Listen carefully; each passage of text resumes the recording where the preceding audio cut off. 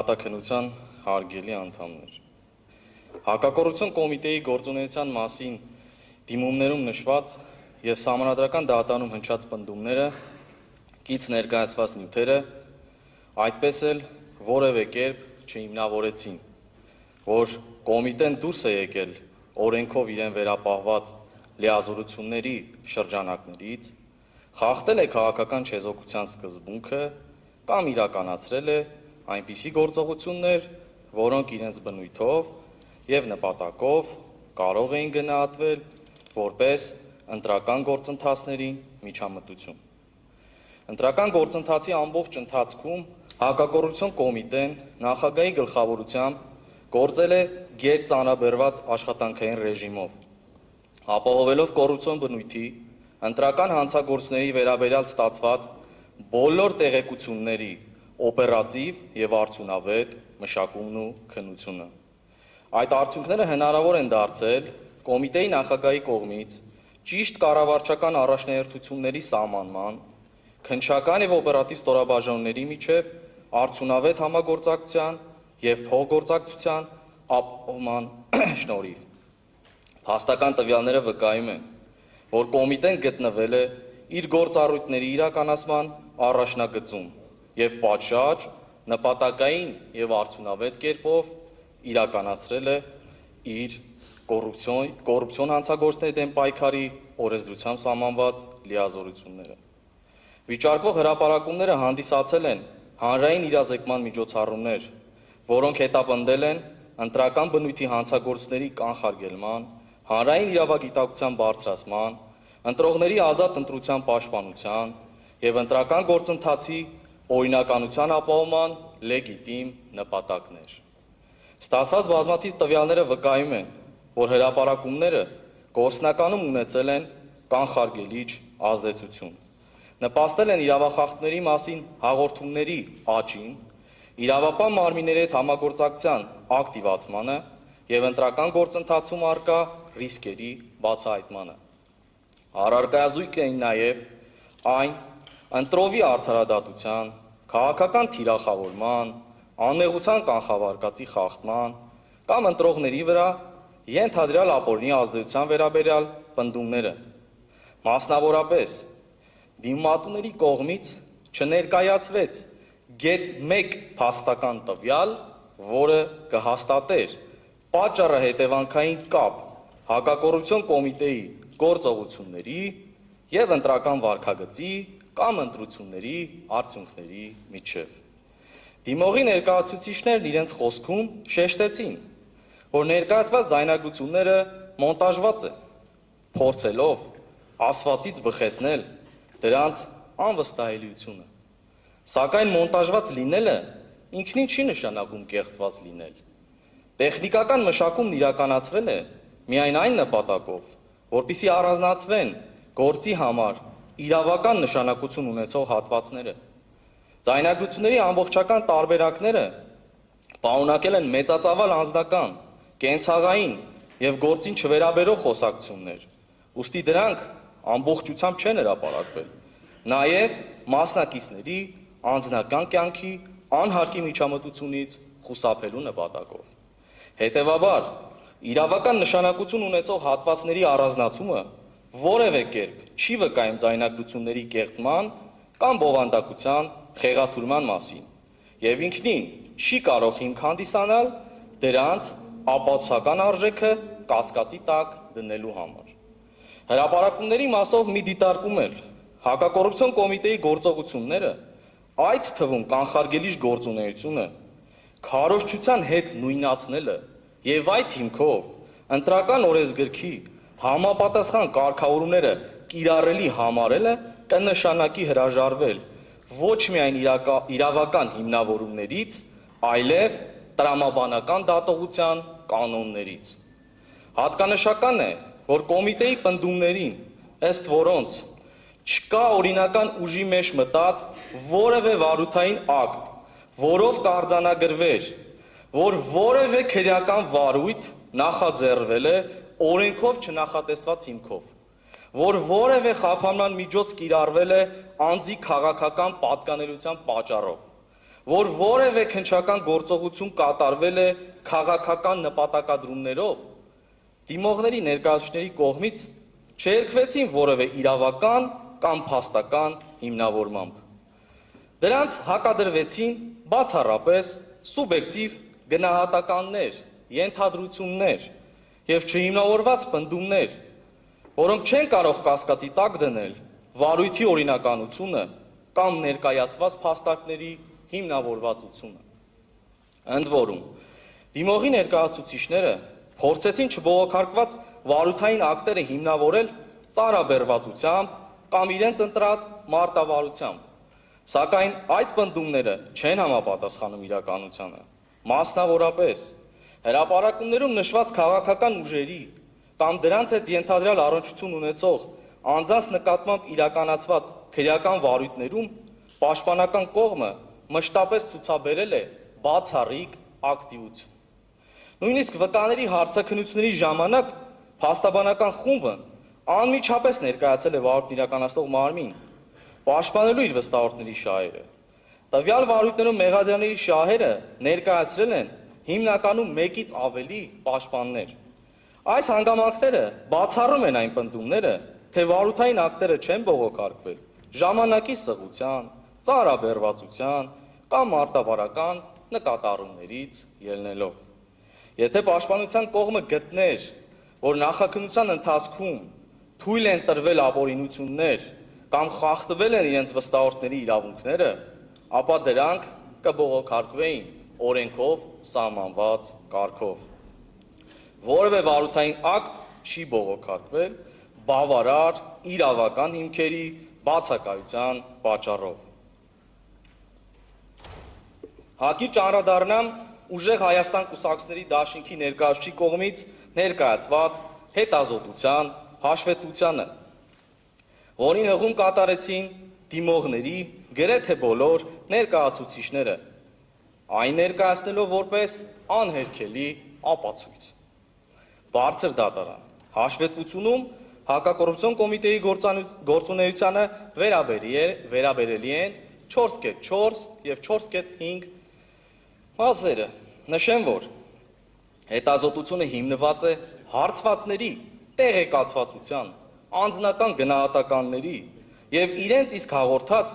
ազդեցության ընկալումների վրա։ Ուստի այն չի կարող հաստատել պատճառահետևանքային կապ ձայնագրությունների հրապարակման և ընտրողների քաղաքական վարքագծի միջև։ Հաշվետվությունում նույնիսկ օգտագործվում է մոտավոր համակցված ազդեցություն եզրույթը,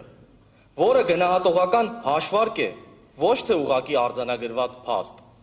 Բացի այդ, հաշվի չի առնվել հետադարձ ռացիոնալացման երևույթը, երբ ընտրողները ընտրությունից հետո փորձել են բացատրել իրենց կատարած ընտրությունը, մինչդեռ սոցիոլոգիական հարցումները չեն կարող ճշգրիտ վերարտադրել, թե իրականում ինչ գործոններ են ազդել անձի որոշման վրա։ Արդյունքում, հաշվետվության վերջնական եզրակացությունները գերազանցում են դրանցում առկա տվյալների ապացուցողական ուժը, տեղեկացվածության մակարդակի, գնահատողական դատողությունների և ընկալվող ազդեցության վերաբերյալ տվյալներից արվել է ուժեղ պատճառահետևանքային և քաղաքական ազդեցության եզրահանգումներ, որոնք ներկայացված ապացույցներով չեն հիմնավորվում։ Հետևաբար դիմումներում ներկայացված պնդումները չեն կարող հիմք հանդիսանալ այն եզրակացության համար, թե Հակակոռուպցիոն կոմիտեն դուրս է եկել իր օրենսդրության լիազորությունների շրջանակներից կամ խախտել է սահմանադրությամբ և օրենքով ամրագրված սկզբունքները, քանի որ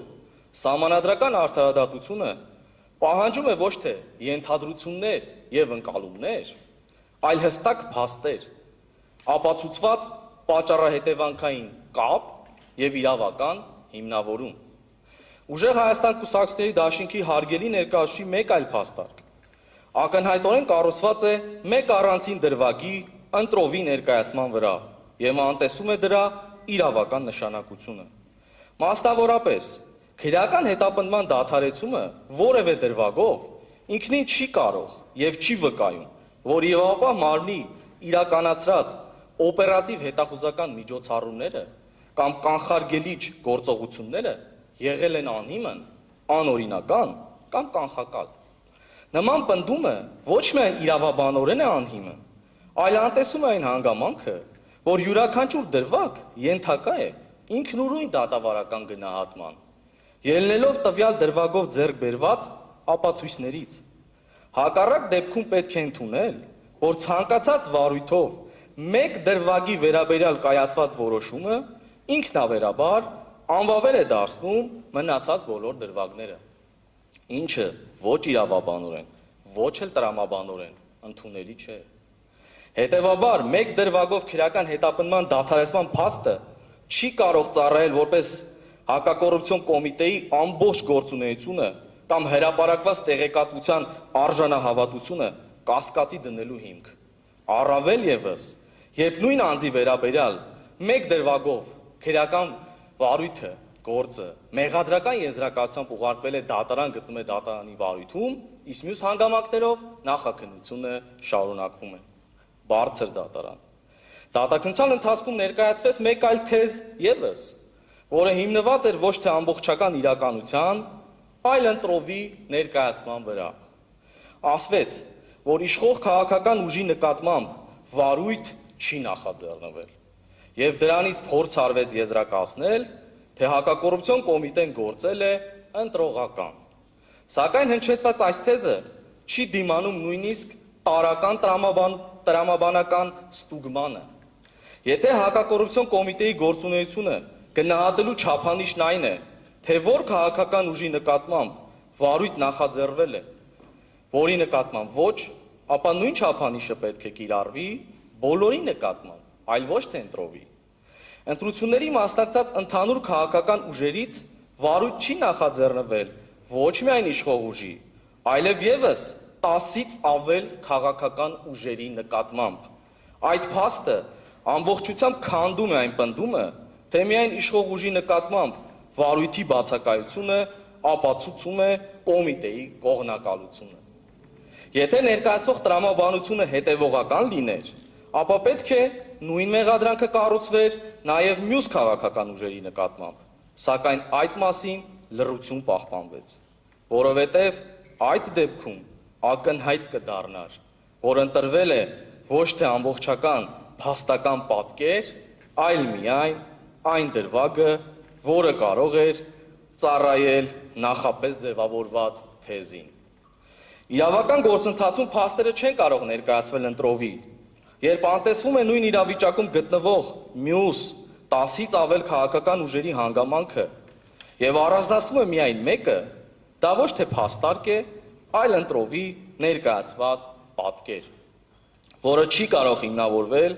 կոմիտեի աշխատանքի վերաբերյալ գնահատականները։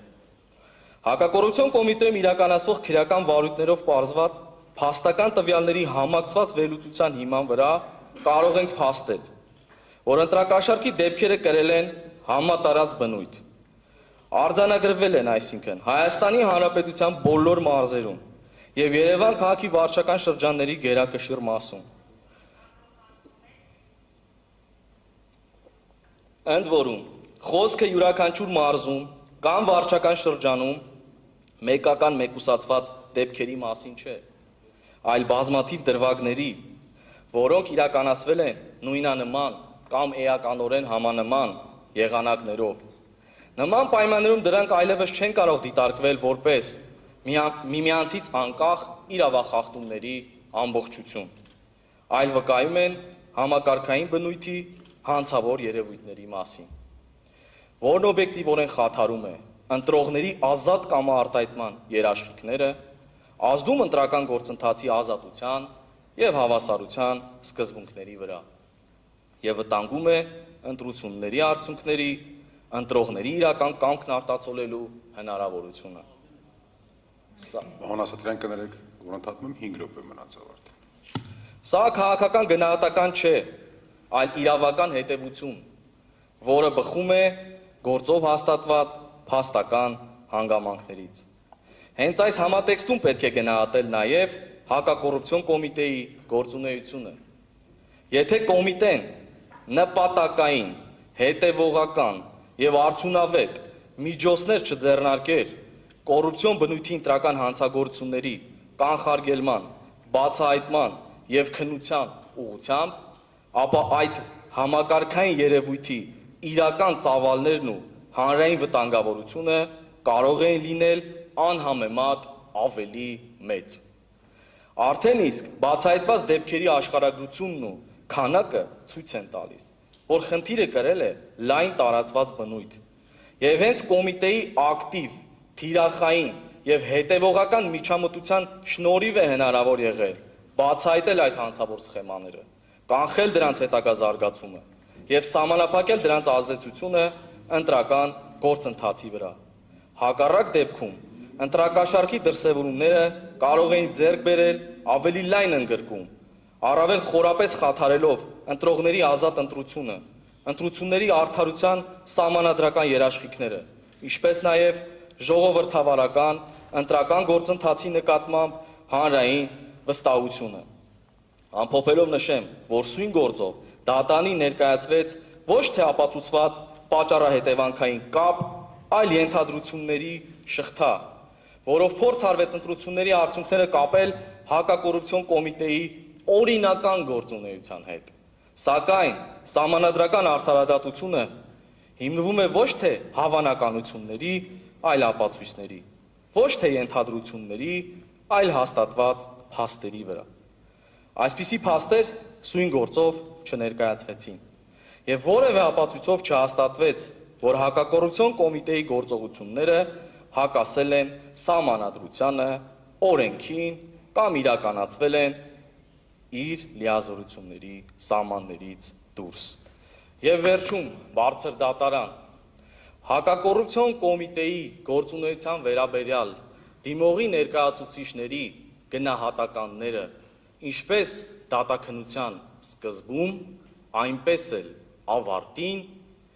հիմնվեցին ենթադրությունների վրա եւ այդպես էլ այդ ենթադրություններին փոխարինելու չեկան ապացույցները։ Շնորհակալություն։ Շնորհակալություն։ Երրորդ անձի ներկայացուցիչներ խնդրեմ 25 րոպե։